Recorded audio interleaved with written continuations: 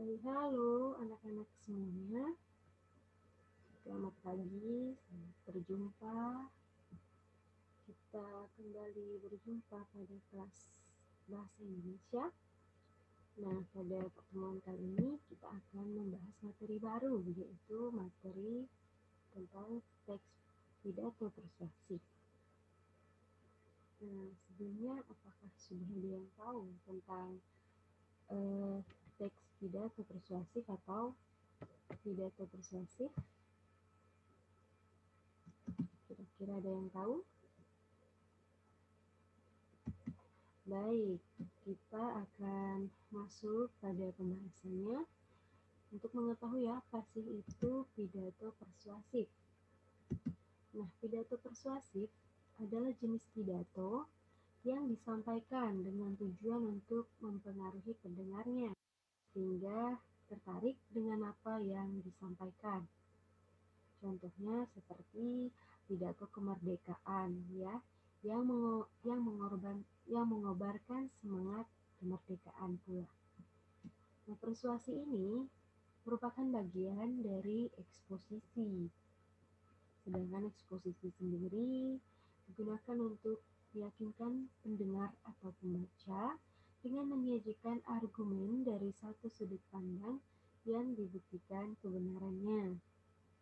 Nah, maka dari itu, isi dari teks pidato persuasif yang disampaikan itu harus berlandaskan pada argumentasi yang logis, yang masuk akal, yang nalar, kemudian dan dapat dipertanggungjawabkan oleh pelaku pidato tersebut.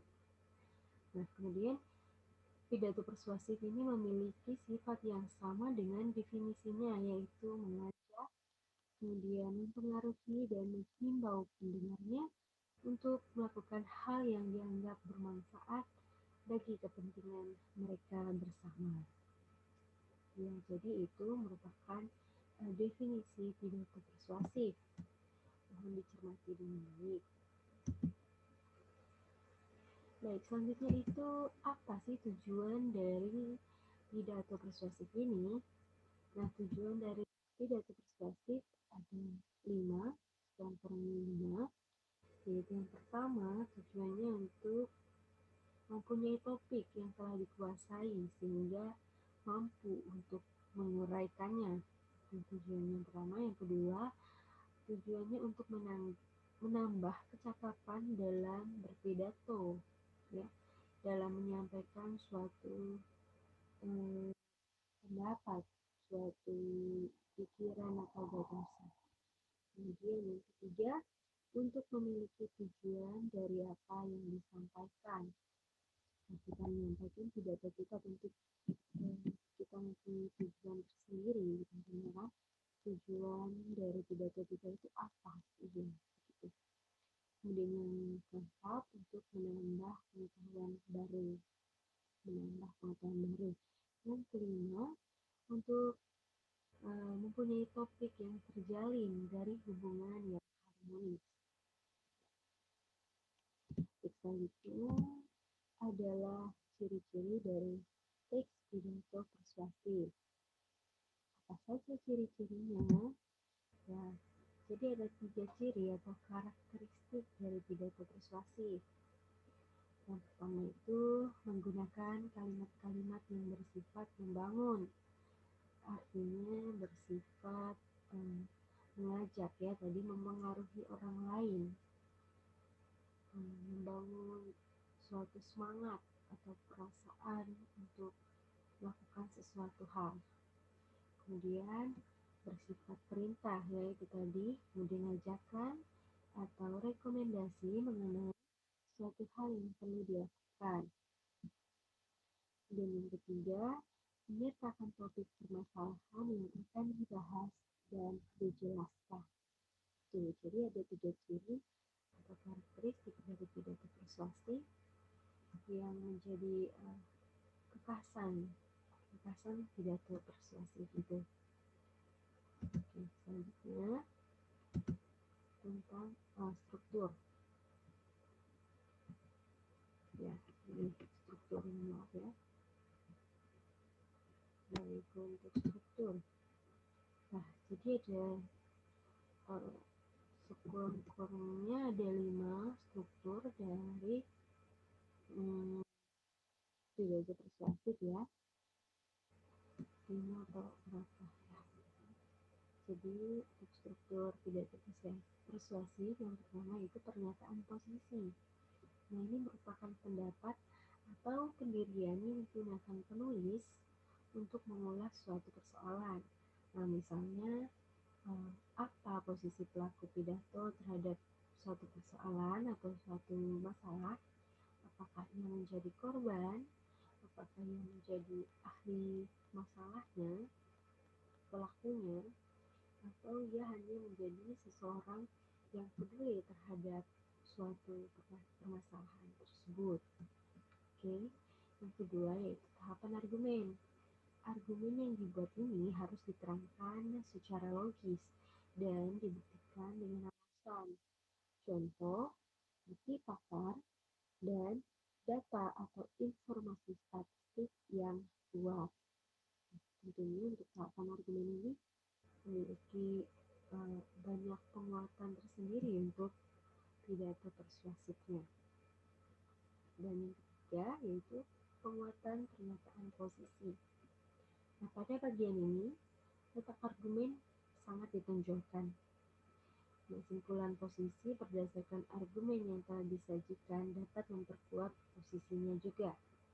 Nah, tahapannya itu mencakup 1. Memperkuat pernyataan posisi dan menekankan pikiran utama dengan penggunaan suara, nada tinggi rendah, mimik, bahasa tubuh, dan gestur yang sesuai dengan argumen. Yang kedua, argumen dikembangkan secara logis dan didukung oleh bukti-bukti, tidak hanya berdasarkan emosi dan intuisi. Kemudian yang ketiga, ada tabel, gambar, diagram atau foto bukti dari data sumber yang dapat digunakan untuk menghasilkan pernyataan yang lebih kuat. Begitu ya. Itu merupakan tahapan struktur ketiga, tahapan untuk penguatan pernyataan positif. Baik, selanjutnya langkah penyusunan pidato persuasif. Nah, jadi langkah penyusunannya jadi ada 3. Selanjutnya yaitu ada jadi ada 5. Jadi yang pertama yaitu pelajari topik Anda. Sangat penting bagi Anda untuk mengetahui informasi sebanyak mungkin terkait topik yang akan Anda sampaikan. Jadi kita harus mengetahui terlebih dahulu topik yang akan kita sampaikan pada pidato persuasif kita, entah mengenai lingkungan atau budaya dan makhluk hidup dan lain sebagainya. Nah, jadi jika Anda teman sekalian belum benar-benar memahami topik, misalnya jika kalian diminta bukan berinisiatif sendiri untuk menyampaikannya, pastikan untuk melakukan riset terlebih dahulu dan mencari informasi sebanyak mungkin sebelum mulai menyusun materinya. Kemudian yang kedua, ketahuilah tujuan Anda. Yang sangat penting bagi kalian semua untuk memahami apa yang sesungguhnya ingin dicapai dari pidato yang kalian sampaikan.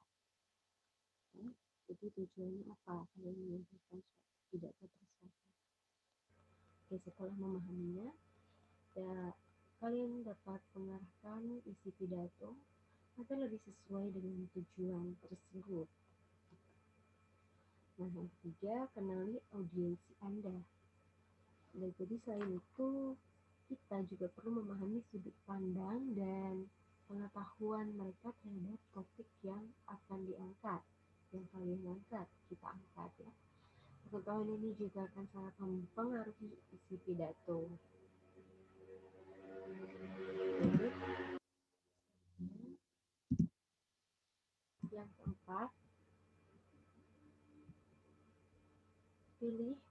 pendekatan persuasif yang tepat.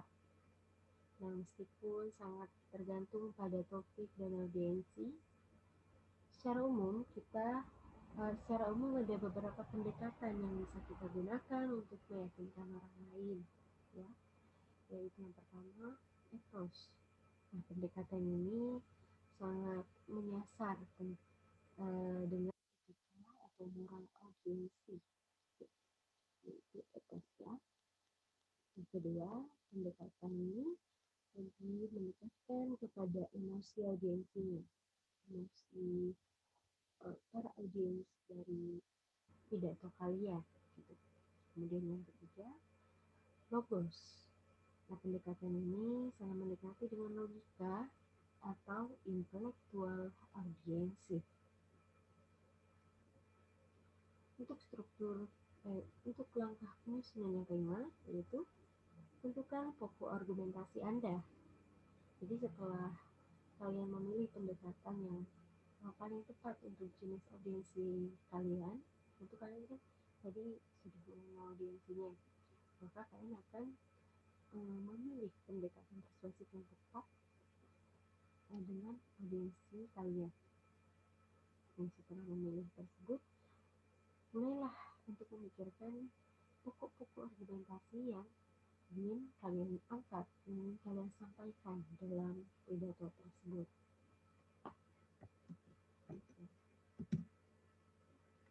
Oke. Ya, jadi ini ada contoh teks pidato persuasif tentang lingkungan hidup. Terlihat ya, contohnya seperti ini. Nanti karena waktu kita sudah hampir habis, jadi nanti silahkan mendownload materi yang telah Ibu sampaikan, ya, silahkan didownload dan dibaca, dicermati baik-baik agar dapat menambah wawasan kalian tentang pidato persuasif. Jadi ini nanti bisa kalian lihat sendiri setelah kalian mendownload materi ini, mendownload PPT yang telah Ibu kirim ke Google Classroom. Oke.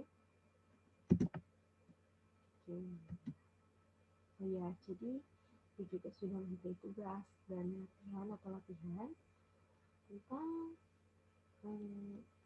teks pidato persuasif ini. Jadi tugasnya nih, Ibu minta kalian untuk menemukan gagasan utama dari teks pidato yang tadi, kemudian menemukan pesan yang terkandung di dalamnya, dalam teks tersebut. Silahkan dikerjakan,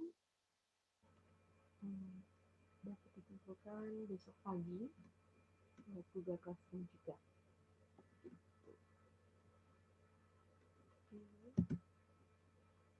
Ya, jadi pertemuan kita pada hari ini sudah selesai.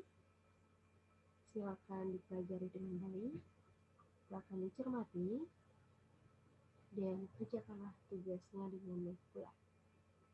Selamat bekerja. Sekian dan